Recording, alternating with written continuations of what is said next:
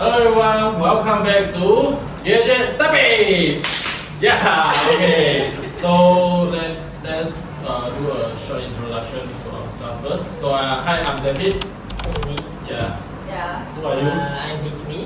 Hi, me. I'm Irina. I'm Natasha. Hi Tasha. Okay, and lastly, I'm Ilham. Alright, I welcome you all. So, do you know what is our topic today? I think our topic today is about green energy, right? Yeah, green energy. Oh. Actually, green job. Yeah. What is the Green job. green job? Well, like the full title. Yeah, the full title. What is that? So basically, it's about the training towards green bars, integrating international environmental law, Yeah. and ESG compliance in education. Oh, okay. So, Okay. So, how do you think? Do you guys have any opinion towards our topics today? actually, I think that we should start somewhere Mhm. older. Older. I think this is a discrimination. This is not a discrimination. So okay, so I know that these two people in front of us is ages. The OGs.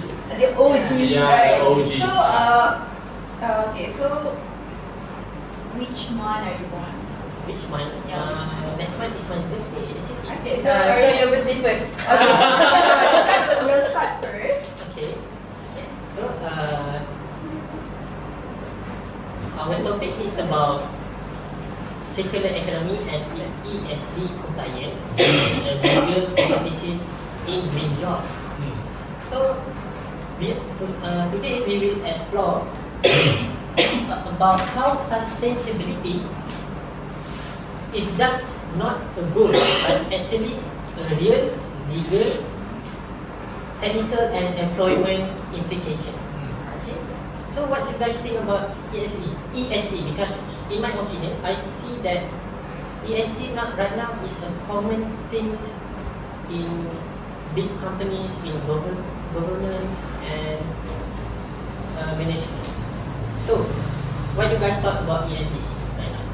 Because I think the world is turning into green. Yeah.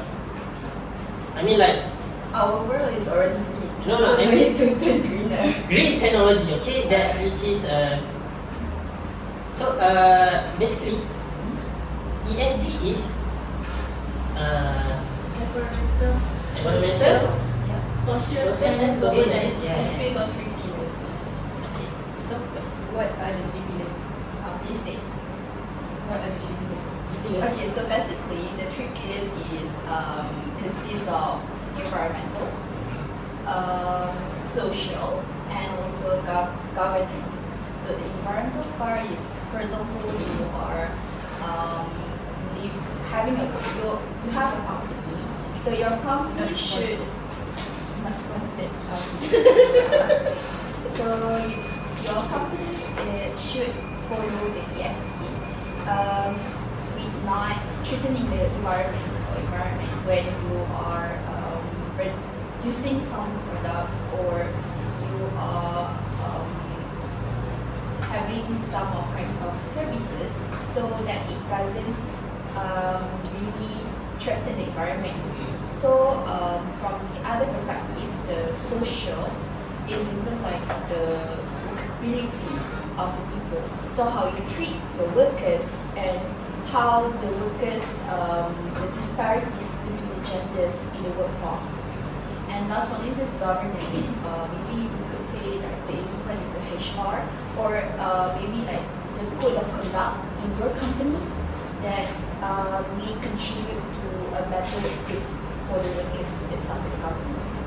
So I think that's like the general, the surface information about the ESG. So what you guys think about it? Yeah, I agree with you. So, yeah, for right now, our university and the firms is pushing the SDGs, sustainable development goals, and then as well as the and a lot of NGO is also pushing this SDG. So I think that's a very good goals or alternative to make our environment and make our earth become more great. What do you think? So, are you going to be against the one? Okay, for me, I think ESG is a step in the right direction toward more responsible business practice. Okay, I see. So, and for me, ESG has aligned with the Paris Agreement actually, 2015 Paris Agreement. On Article 2, that this agreement, in enhancing the implementation of the convention, it aims to strengthen the global response to the threat of climate change. Because Ilham had mentioned in regards to strengthening and such. So, in the Paris Agreement, green. I bring that. Okay, it relates much. So, in this article, it is stated that this enhanced implementation of the convention, including its objective, aims to strengthen the global response to the threat of climate change in the context of sustainable development and efforts to eradicate poverty. So it has three, and the first one is holding the increase in the global average temperature to well below 2 Celsius above pre-industrial levels and pursuing efforts to limit the temperature increase to 1.5 Celsius above pre-industrial levels, recognizing that this would significantly reduce the risks and impacts of climate change. And B, increasing the ability to adapt to the adverse impacts of climate change and foster climate resilience and low greenhouse gas emissions development in a manner that does not threaten food production specifically, and making finance flows consistent with a pathway towards low greenhouse gas emissions and climate resilient development. So this relates much as well. Demo? Alright, so that's for the introduction. So for tonight, we have like 3 agendas to cover. So maybe we could go with one by one. So do you guys want to state it to our audience first, or just jump up into those agenda? So before that, our main audience is going to be Madam Nick. Madam Nick. So do you know why this podcast is called Kecek Tepi? Because we had to kecek tepi like this. So it relates much to our podcast name, Kecek Tepi. Kecek Tepi. Okay. So if you are wondering in case. Okay. So we can jump into our topics. What's the first one to start? Okay. Can you go with this?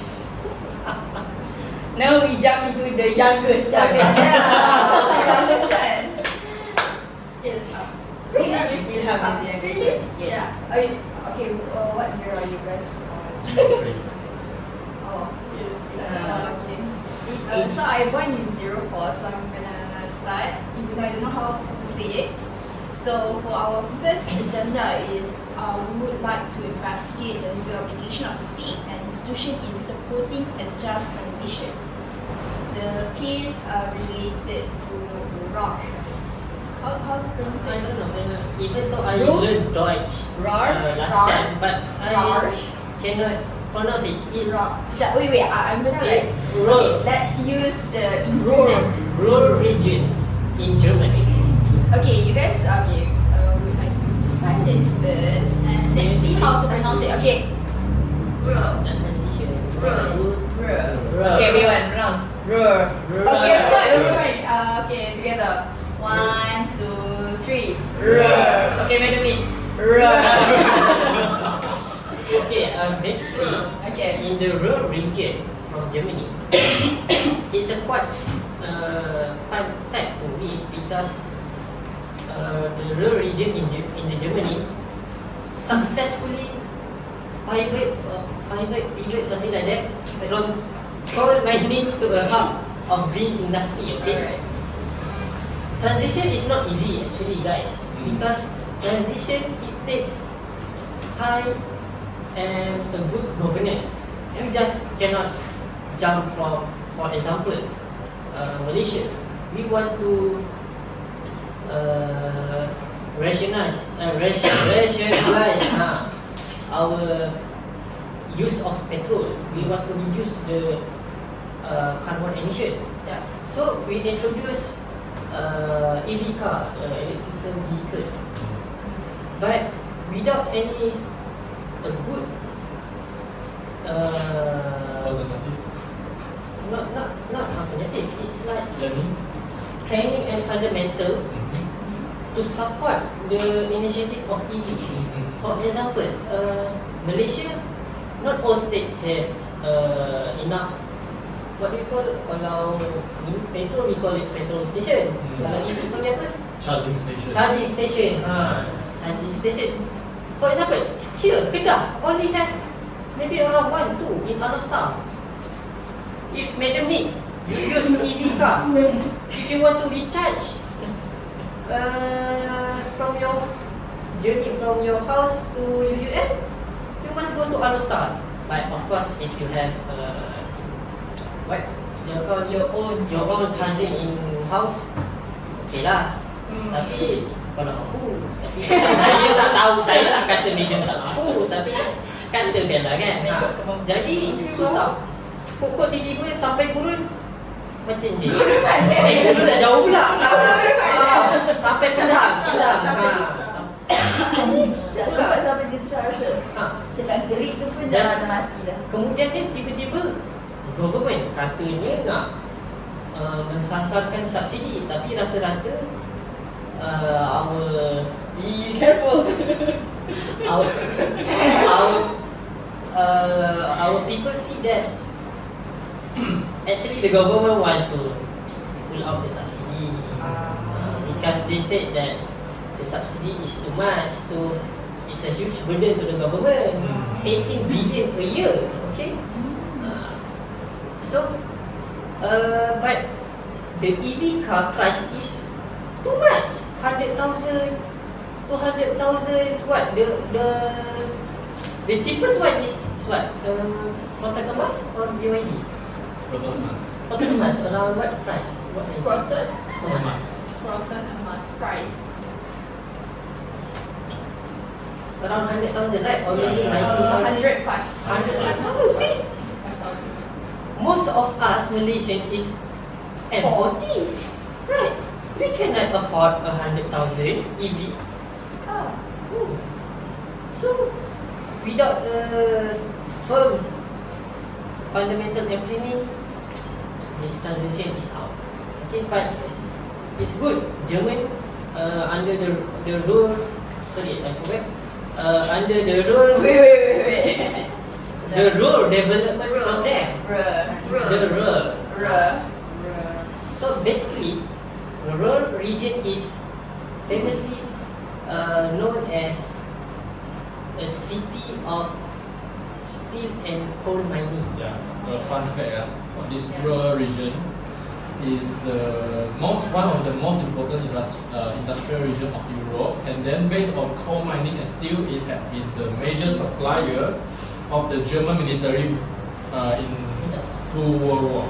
Yeah. During it's like the 1950s, if I'm not mistaken, they are in the most prominent position. Yeah. But still they just go for but of course, with a good government support and international organization support such as EU, Germany managed to accelerate the phase out of subsidies for hard coal production ends in 2018. And actually, it's quite impressive because in late 2018, only around 3,000 miners only. Because in the around 1950s, there are around 300. My bad. Around estimate 500,000 miners, but it's significantly declined to 3,000. So it's a good thing. But however, those miners are not being neglected by their employer. Because they actually transfer all the employees that used used to work at the mines into other sector. Yes, Yeah. into a green sector energy. sector. So that's actually like bring us to our topic today is about the green job Yeah. and how the just transition that we mentioned by a very long introduction from Hickley show us it was part of our case study and how it showed us like a things that need to be considered by the government before they move to a much greener economy. So it's basically the just transition is how you move from the not very clean type of economy into something much cleaner. So for a better environment. Okay, so I think since our first agenda is on legal application of the state, I think it's our time to start talking about the state and institution. So, I think Madam Nick is thirsty. We will be back to our second topic by kecek tepi. Welcome back to Kecek Tepi. Okay guys, Okay. let's continue about our podcast today. So, Ilham, Why are you always like turkey? okay, Adina. Because you are the youngest. Okay. So, besides ESG, besides all the things that we have talked about in our introduction just now, in green jobs we have to have skills. So I'll talk about the addressing the demand for green skills, bridging the gap between university outcomes and as well as industry requirements. So, so we are focusing on kenapa I'll talk in Malay as well. So kenapa pelajar-pelajar outcome daripada universiti and as well as industry requirements ni dia ada gaps.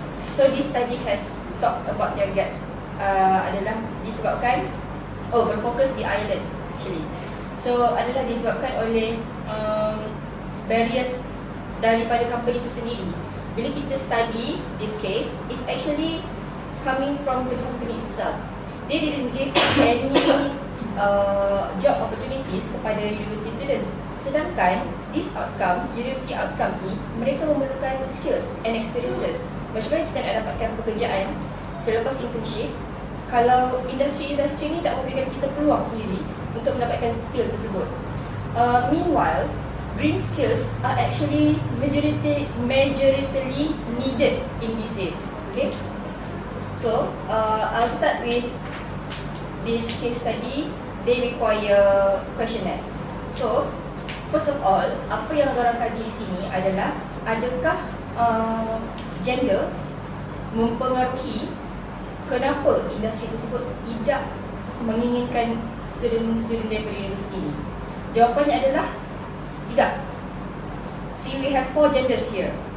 So we are gonna Oh, gender. 4 genders. Avoid. This is Gen Z. Okay?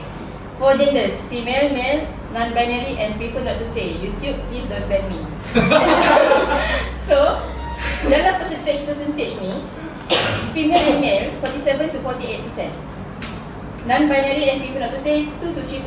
So by means it's not a problem. So where does this problem come from? The industry itself.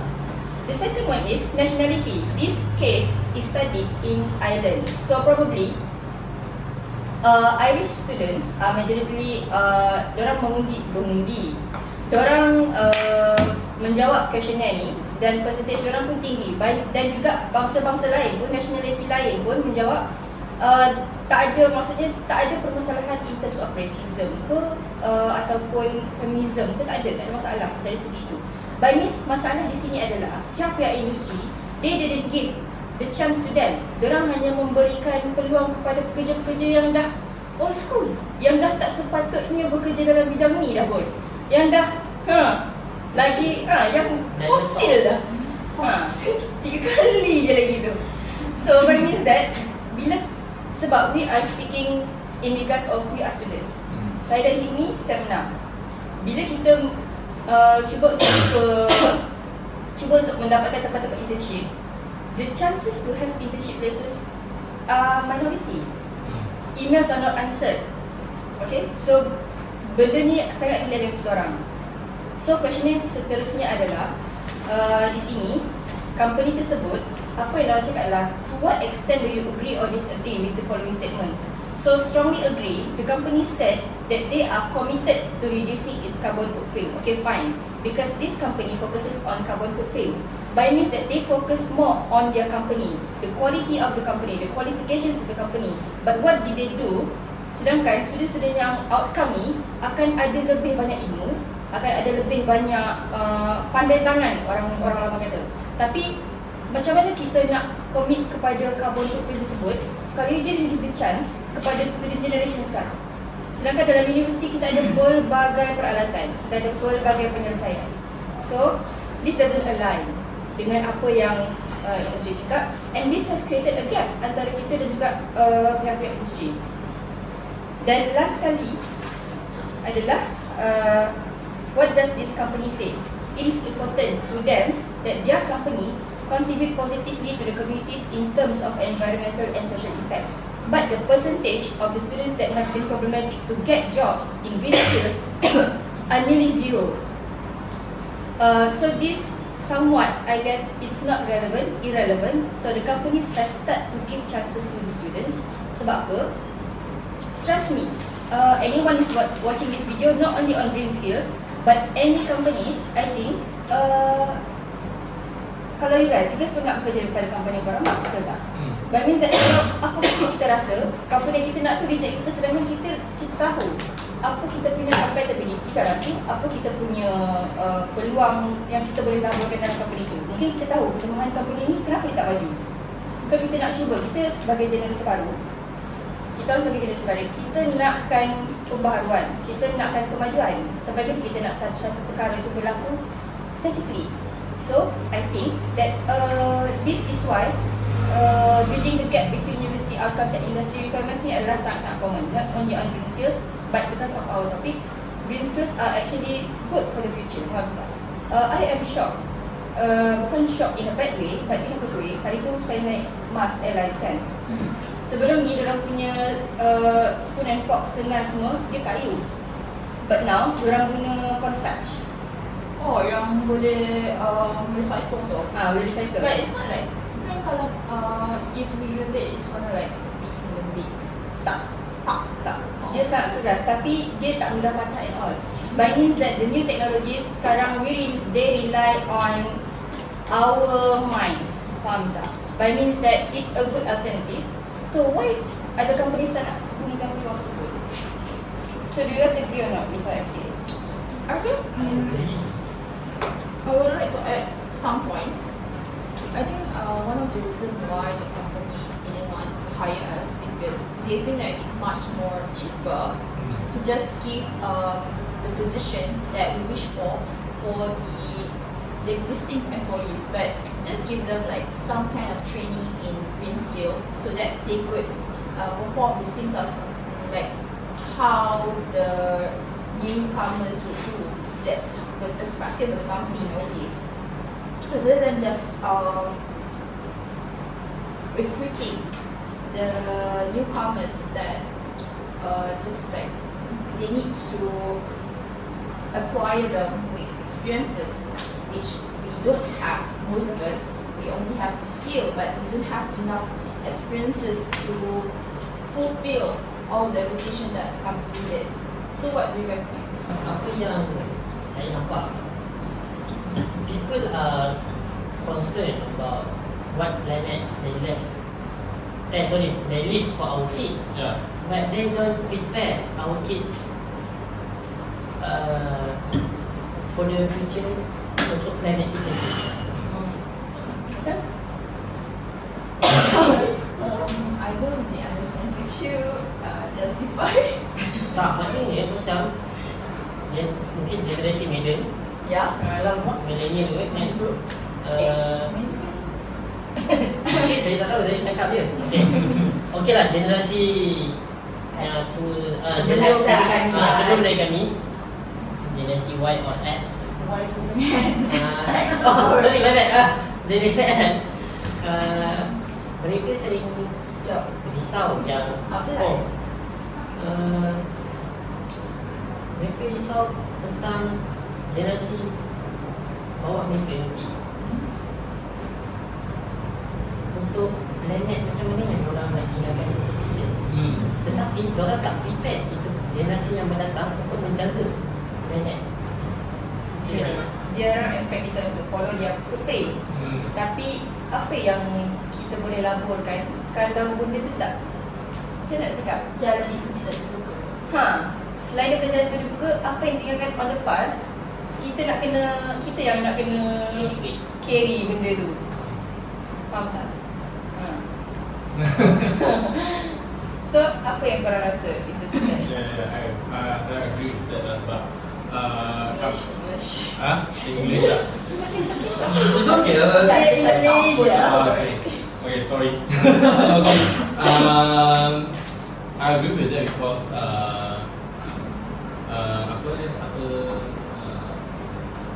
Bibi cakap tadi.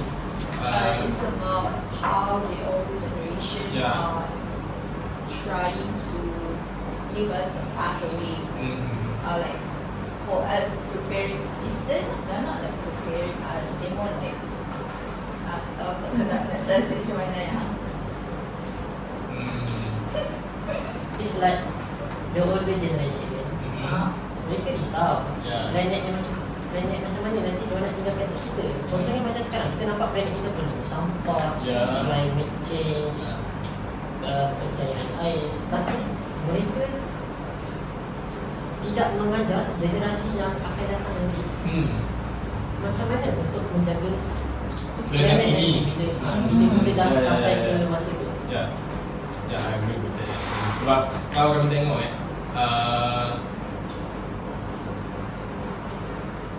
buku-buku kami kan tentang environment, dia suruh kami kami nak jaga bumi kami nak jaga this planet, but in the same time kami tengok yang firma-firma besar, MNC ni, dia orang siapa yang buat bumi ini yang jadi rosak?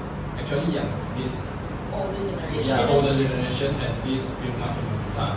And then lepas tu sekarang dia orang suruh kami yang jaga bumi ini. Then apa salah kami actually? I think that's a big insight. It's like use of the green skill. We need to let that we are like a compulsory. Masya? I agree with all, but tapi saya cakap generasi lama juga banyak mendorong macam pendidikan alam sekitar, which means that memberi penekanan pada pentingnya pelestarian sumber dan pemahaman mengenai perubahan iklim ya.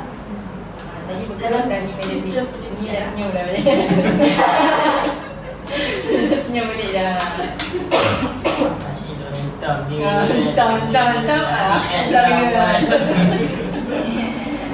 Betul. Kita orang dulu bagi kita pendapat dan juga orang kata pantang larang tu datang daripada orang juga. Tapi ada baik dan buruk lah. Setiap aspeknya ada baik dan buruk gitu. I think every generation they carry their own pros and cons. Sometimes like the older,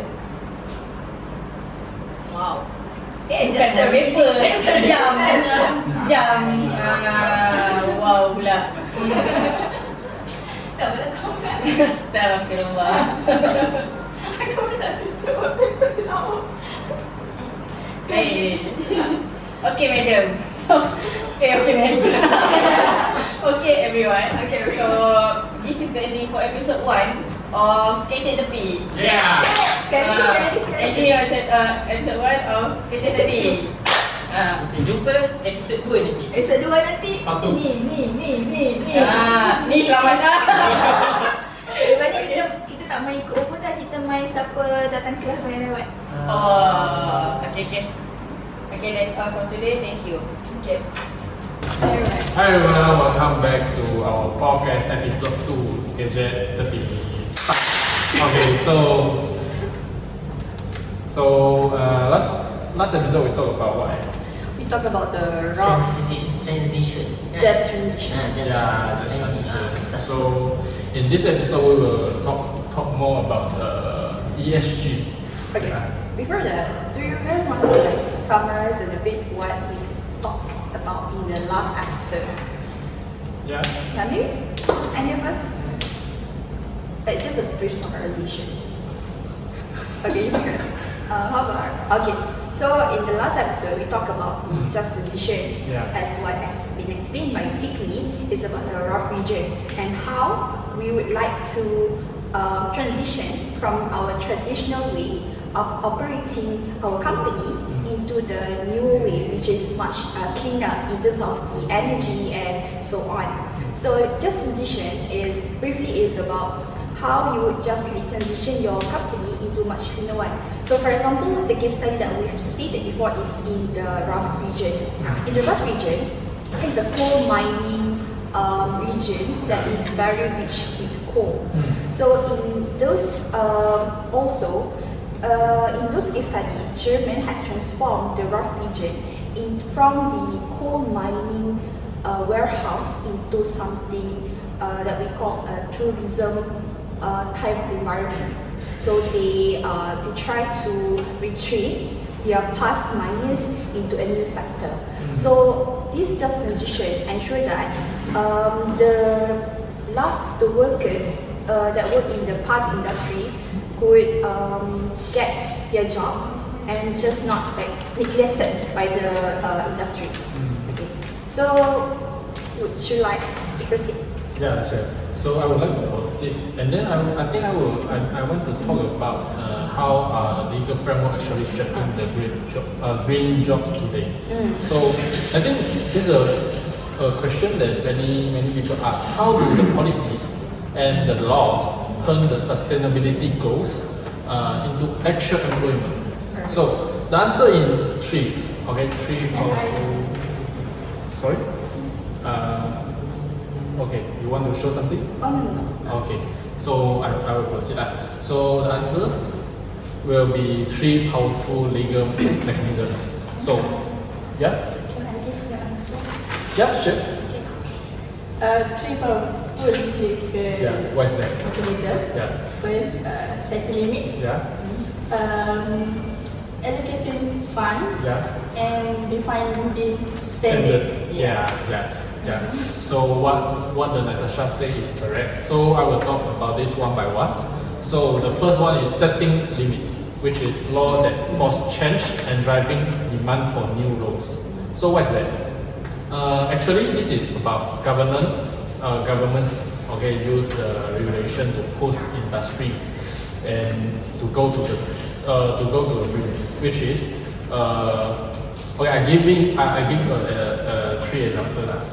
So carbon pricing or emission caps, and then building codes requiring energy efficiency, and the last bans on non-recyclable packaging. So these three will create demand for some what is the career in English? Career. Yeah, some career. Yeah, carbon accountants, energy efficient, energy efficient building designers, and green procurement officers, and last but not least, environmental compliance specialists.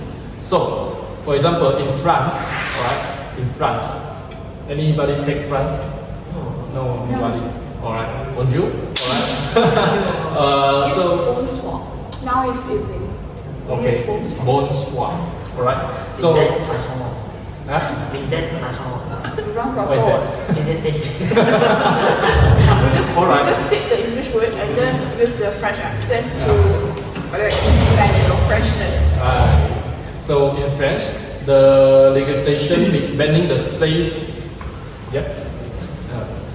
sale of fossil fuel vehicle by 2035. So to the electrical vehicle. So the chance a lot is generating new jobs in battery engineering, EV maintenance, sustainable logistics, and green tech consulting. So the second one, allocating funds. So laws that fund the transition and create job pipelines. Alright. So many governments have passed law. What government? What government? EUs, especially EUs. Yeah. So have passed laws to the channel public funds into green industry. So ensuring the workforce growth. For example, the EU I mentioned just now. So the EU's just transition fund legally earmarks money for retraining co-worker and developing renewable industry. So just like the what is the name? For what? For raw, right? What? The raw region, right? Raw, okay. Like raw in episode 1. So they do retraining for the co-workers and then turn their career into the green industry. So, and Germany Renewable Energy Act mandates utilities to purchase green power, creating long-term job stability in clean energies. And in South Korea, alright, everybody loves South Korea, right? The K-drama, K-pop. You don't like? Okay. So in South Korea, Green New Deals, regulations funds urban reforestation and clean water restoration, and creating jobs into landscape architecture, civil engineering, and ecological planning. So this investment don't happen without legal commitment, and laws ensure green jobs creation is not just a slogan. Yeah, they do the action. Alright, and the last but not least, defining standards. Okay, which is law that shape green talent and professional pathways. So green jobs are increasingly being. Sorry, my bad. Okay, it's okay. Alright, so green jobs are being defined and regulated through legislation. So consider that the EU Corporate Sustainability Reporting Directive, okay, CSRD, which require detailed ESG disclosures. Alright, and national occupational standards for green skill in sectors like construction, energy, and agriculture. And then certification like ISO 14001 or green labeling system, and all grounded in regulation. So this framework professionalized giving the rise to sustainability reporting, analyze ESG data auditors, green skill educators, regulatory consultants. So in short, legal standard give green job credibility and structure, and turning them into full how to read this actually? Full this one, full what? Full-fledged profession. Yes, full-fledged profession. Yeah. So I think that's from me lah. So do you guys want to add on something? I think Tasha want to add something because I think our main focus for today is about how we would integrate all of those skills of IEL, the abbreviation for International Environmental Law, and also sustainability subject into our domestic sector, such as our education system. Yeah. So do you have any insight to OG side to say, Tasha? Yes. Okay, I was talking about how to integrate sustainability and international environmental law into our education system, especially at the secondary and tertiary level. So why is this important? Sustainability is no longer optional. Climate change, pollution, and biodiversity loss affect all of us. So it makes sense to start with education. So kalau kita nak lahirkan generasi yang bukan saja bijak, tapi juga bertanggungjawab terhadap alam sekitar, kita kena mula dari Kecil. ya, dari kelas, dari bilik darjah, dari school. So first, kita boleh terapkan dalam cara integrasi dalam kurikulum. For example, first kita integrasi dalam subjek yang sedia ada. For example, kita boleh masukkan topik perubahan iklim dan undang-undang alam sekitar dalam subjek geografi, sains atau pengajaran. Yeah. Let's say when student belajar tentang sungai ataupun hutan, kita boleh kaitkan dengan environmental protection law. And then Civic tak dimasuk sekali.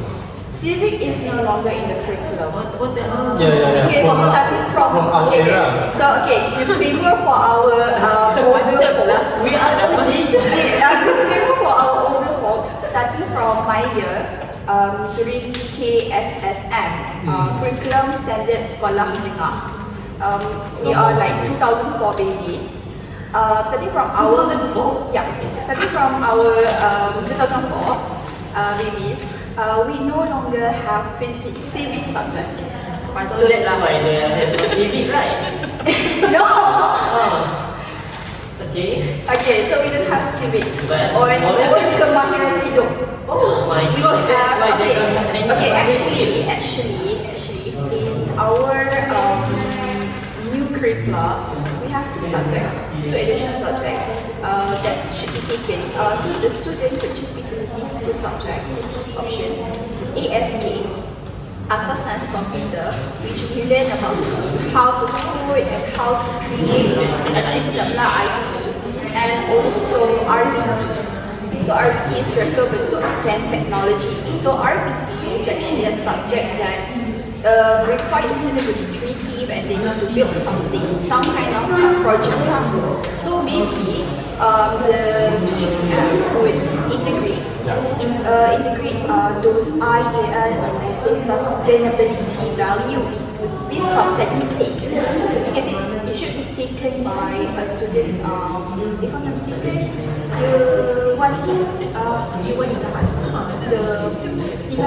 Form 1, right? Yeah. Form 1 Yeah. Actually, the moral subject they talk about environment, but just touch and go only.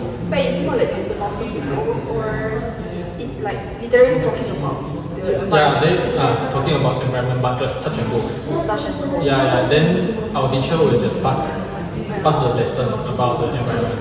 Since Yeah. Tasha ada sentuh bab memasukkan ilmu-ilmu ni dalam kurikulum yang sedia ada kan. This is just my 50 cent. Tak boleh ke pihak-pihak, I mean the government dan misalkan bincang soal isu green skill ni, macam mana kita nak expand the skills kalau kita menghapuskan kemahiran hidup tu sendiri. Sebabnya on our years previously Tasha sempat kemahiran hidup.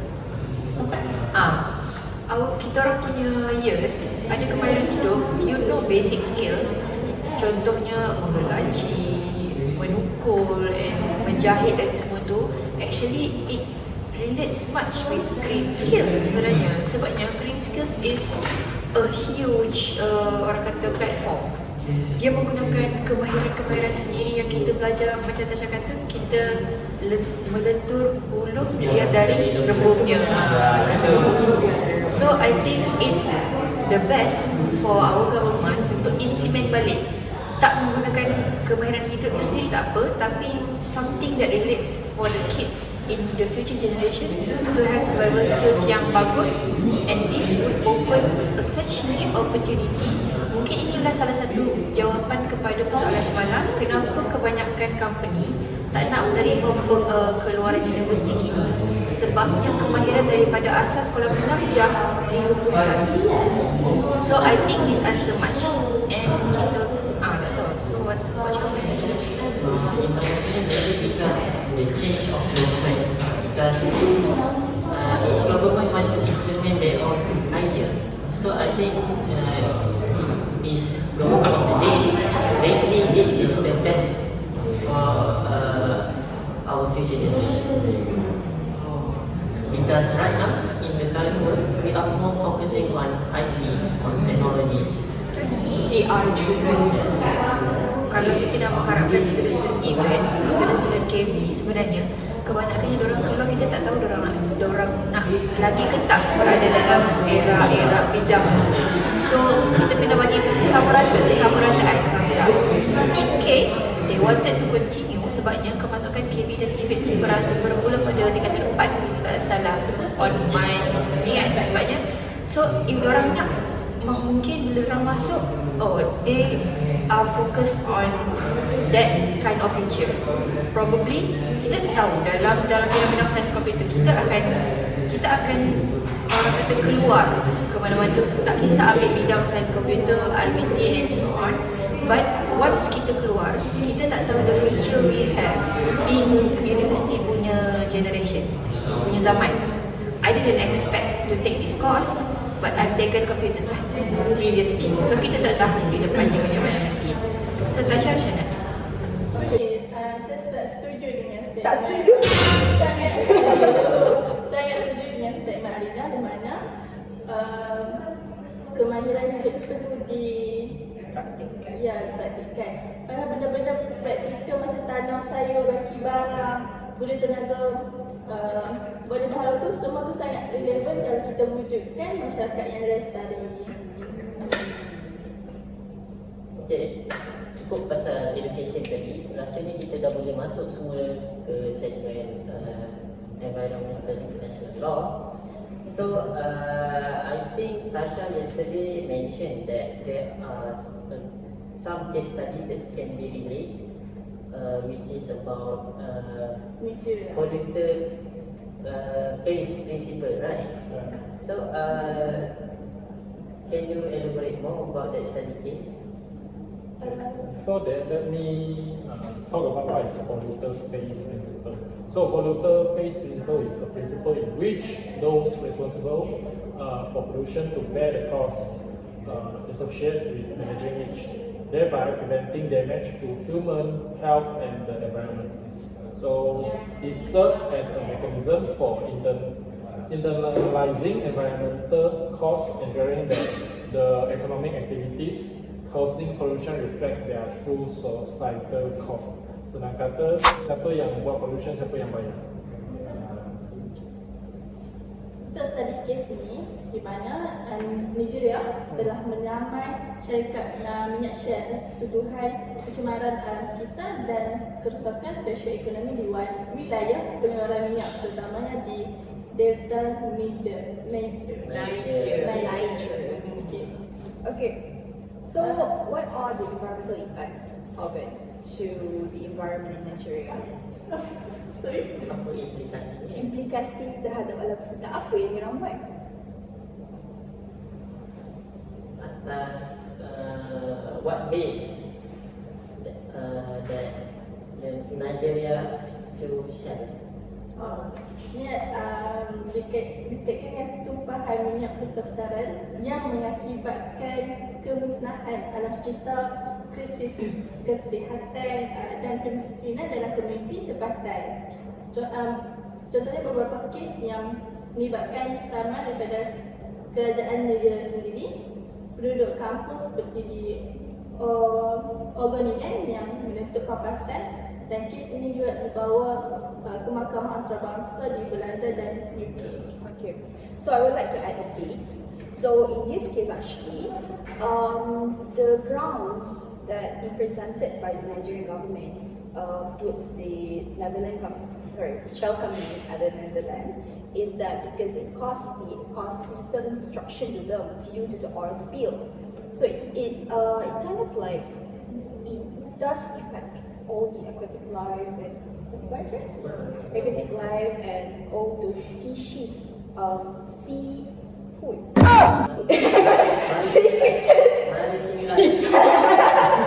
Lapar Kita makan lah. Okay, I'm sorry guys. Sea creatures and also mangroves in those areas. So we know that mangrove is one of the buffer. It works as a buffer in the coastline. So that's one of the reasons. Why? And the other thing is because it causes soil degradation also to the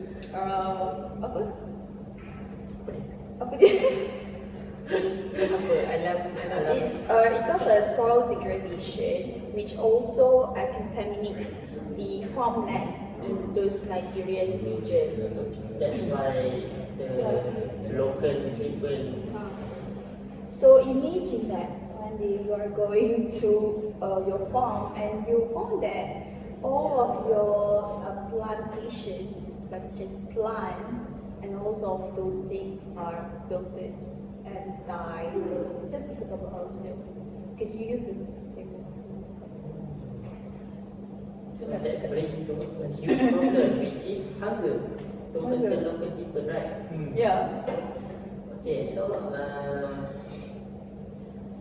I think it also relate to our Malaysian case also, Sungai Kim, right? Yeah. In Malaysia, we already know that we have environmental protection law, but I can see that Malaysian enforcement are quite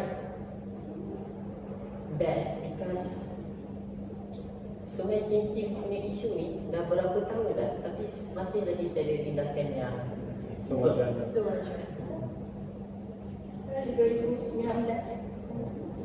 Dan berlaku dia sering berlaku berulang. Yeah.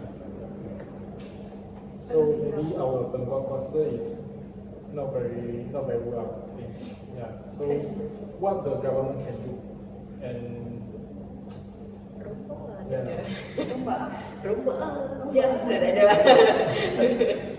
I think the government don't take it seriously because the Sungai Kim issue is a political mileage for them. So whenever Sungai Kim tu dicemari, mulalah pihak the opposition salahkan government, the government salahkan opposition, and the cycle is going on and on and on. Sampai mati. Okay, so about EU, right? Ilham, you want to mention about EU punya? Okay, about the EU case, I think we need to take a break for that because it's been a long time. I don't think we're sitting a mind to be. Sebab because I think today's environment is not very happening because most of us are very tired but we enjoy. Okay, what is talking about? Sorry, but yeah. But okay, so probably Madam Nick needed a break to get to make some coffee, right? Yeah. Okay, so Kitchen Tepi is going for a break. Alright, hi guys, welcome back to Gadget Tepi. Okay, so after the break, so we are gonna move to the next segment, which is our last thing. Medan nak habis dah tau, so Medan tengok betul-betul ni. Okay, so after we are discussing about the green job and also green economy, right now, one question has arisen. Why does company and nation need to adopt these green policies despite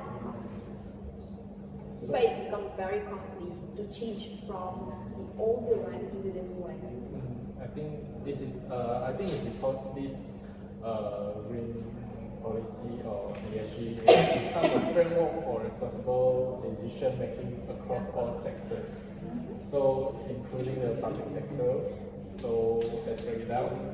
So the environmental part ensures that governments are accountable for how their policies affect the planet. So that's which is our Earth. So whether that through emission reduction, protecting biodiversity, or transitioning to clean energy. And then the social aspect means public institutions must consider the well-being of people, workers, communities, and vulnerable population, especially during major transitions like moving away from coal or introducing green technology. And governance is about transparency, ethics, and accountability. Governments that apply strong governance principles are more likely to build public trust, attract investment, and avoid corruption or short-term political decision making. So following ESG principle helps government align with international climate goals, secure sustainable investment, and deliver long-term social stability. And it also ensures that as we move toward a green economy, no one gets left behind. And that's what makes ESG not just a business tool, but a public responsibility. Yeah. Alright, I would like to add a bit. Yeah. Okay, so let's see. Do you guys remember Jakarta? Yeah. So Jakarta is the current capital for Indonesia. Yeah. So basically, there is some forecast, not forecast, I think it's going to be possible, Yeah. that the Jakarta Jakarta will gonna is sink. going to sink Yeah. by what year? 2030, I think. 2030 I something. don't remember. So that's one of the reasons why people are taking seriously about climate change, Yeah. because due to the climate change and this hotness, like the ice in Antarctica are melting, so it's gonna rise up the sea level, Yeah. which could eventually sink a lot of other places, not only Jakarta, but also like a small island like Maldives or any other island in the big ocean. So this eventually make some people feel worried about the sea level rise, and also this extreme weather that could be detrimental to us human. So because of that, people are taking it seriously and started to move into much greener environment. Yeah. Okay, so in terms of the company itself, maybe in the future, they refuse to move towards much clean energy or clean governance according to ESG compliance. Yeah. So if they refuse, they might need to bear the cost of inaction of adopting this policy. So maybe there's some study stated. I'm going to cite in this video description. This study shows that the mitigation cost is like 100% lower than the inaction cost of the company. So because of these studies, it shows that if we refuse to change, we're going to bear the cost in the future. So that's how it actually is. Other than that is for the nation itself. We know that the nation, or I'm going to use the word state, if they sign the Paris Agreement, which is a binding agreement pertaining to climate change, the climate change. So in international environmental law, there is some key term called legally binding, which means that if right now I give this Paris Agreement, I do some kind of agreement with David, so I ask for his signature. So by the law itself, you are obligated to follow anything that is written in this law. Yeah. So if you want to drive it, it's gonna cost you it's gonna eventually tarnish your image, because you are not only you are manipulative to what you have been written here, but you also like take pride to trust that I have given to you. So one of it is the law, the Paris Agreement, and in EU we have EU climate law that give the EU nation the obligation to implement this green economy into their national plan. So would you guys add on something?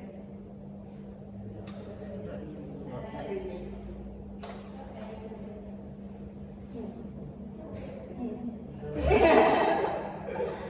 Okay, maybe Tasha, do you have some 2 cents?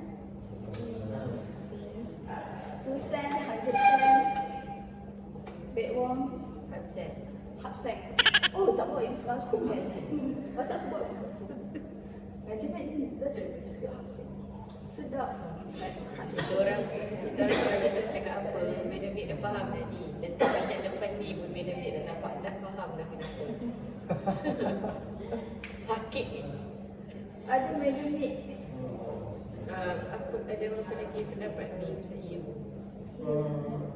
Maybe because the EU states mindset that they are a civilized nation, so it is their responsibility to bring prosperity towards the planet. So they must be the lead for this.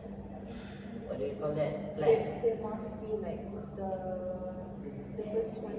Yes, they must be the first one to execute this green plan. So the other states, such as in Asian states, they can follow. But however, about you said that legally binding. Okay, sorry. Actually, it is only legally binding if a state sign that legal agreement. So in context of EU, yes, maybe in state of EU organization, okay, that's legally binding. But how about in another region? For example, Middle East, they are still focusing on oil industry that release a lot of emissions. So, what are the actions to be taken towards the Middle East region? Because in my opinion, I can see that Middle East doesn't have much option to transition towards green energy. I think there's some kind of concept in international law about nationally determined. Apa? Nationally determined apa? Lupa dah maksudnya. Tidak betul lah pasal ni.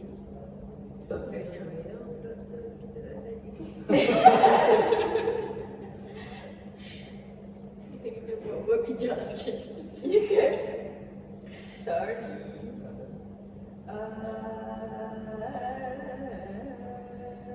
Aku lupa dah konsep. Macam tak boleh nampak dia sampai merdu macam tu kan. Hari ni dia dah jadi ni dah. Mana kita tahu saya seminggu ni saya tidur tak tidur. Mana kita tahu. Jadi apa otak saya ni tak ada otak. Dia dah bentar racun dah minum. Meja kita tahu meja. Disclaimer. National legal what? Apa? Semalam aku ada baca satu kes EU tapi Poland dia apa collab dengan EU untuk JTM just transition tak ingat satu ingatan belakang tu tapi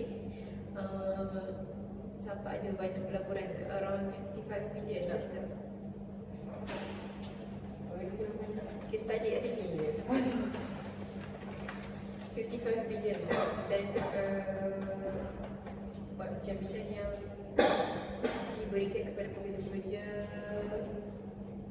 dalam bidang itu adalah dari segi diberi gaji insentif keselamatan apabila bekerja, selepas bekerja pun diperlukan. Lepas tu peralatan-peralatan keselamatan pun lengkap. So itu satu inisiatif yang bagus. Pedoknya aku.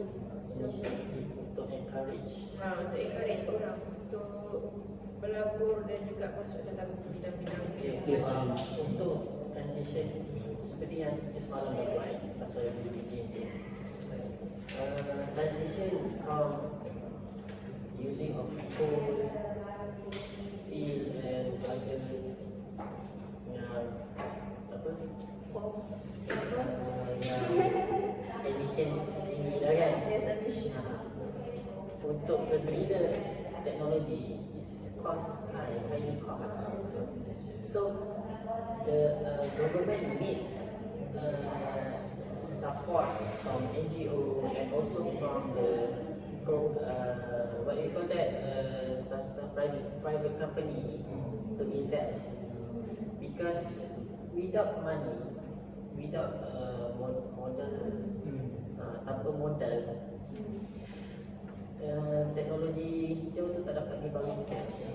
Sebab kita sekarang pada era yang permulaan untuk ke green, bukannya sampai lagi di tempoh yang sudah teknologi hijau tu sudah matang. Sebab apabila teknologi hijau tu dah matang, jadi dari segi spare part, apa nama dia, tenaga kerja, apa semua ni dah ready semua. So jadi cost tu semakin lama semakin rendah. Tapi disebabkan kita masih lagi di era permulaan untuk transisi ke teknologi hijau and baru je implement ESG and so on, it takes some cost. Other than money, also it takes some time, energy. So it's not easy.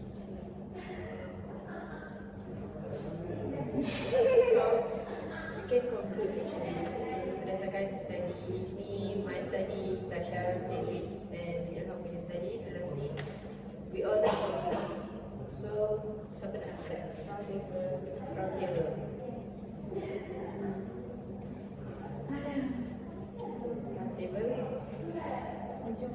Tasha, nak round table lah Tasha.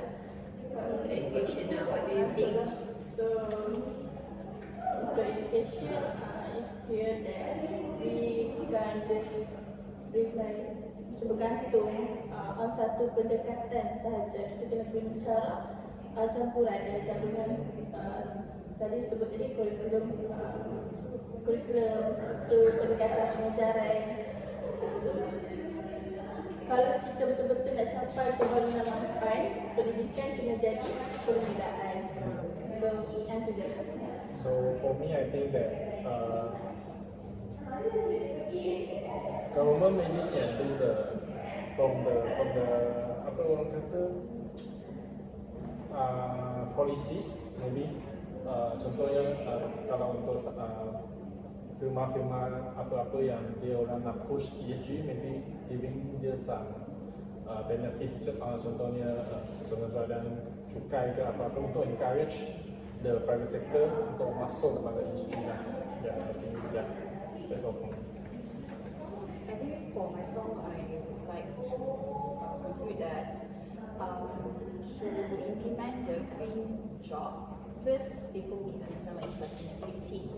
Second, they need to acquire those skills itself. For the industry, in order to emerge into a much connected environment and to just transition, the company itself not only need to think about the way but who is affected, how our decisions are going to affect the workers below us, and the time duration that it will be taken to implement this transition. I think that's all. If I want to add, I will add. So I think about just going to add on about Ilham punya just transition tu. So untuk for transition towards greener energy or greener environment, firstly the company, government also the institution must have a sustainable plan to be implemented, because anything on paper everything may looks good, but when we want to execute the plan, there's always a loophole or some problems that block our way to make it effective. Yes. So lastly, I would like to relate all of the competition just now with the objectives that we have implemented towards this podcast, which is we have achieved to investigate the legal obligations of states, such as ILOC, the Paris Agreement itself. It has actually been functional, but it depends on the companies itself, our people, how to implement the legal obligations towards this issue. The second one is to examine current trends and emerging sectors in the green economy. We have covered a few issues, and it relates much on the current trends. And these objectives actually relate to the third objective, which that we have achieved to identify and map essential skills and competencies required for employability in the green industry with focus on ESG compliance and circular economy principles, where we have said that kita cuba untuk bukan memeras tu macam it's a harsh word, but memeras sekeras-kerasnya menginginkan implementasian subjek-subjek yang dah dihapuskan, because this is a very serious issue. So I think we have achieved 3 objectives that we have implemented in this assignment. I hope that our podcast makes you happy and you gain something from this podcast. And thank you from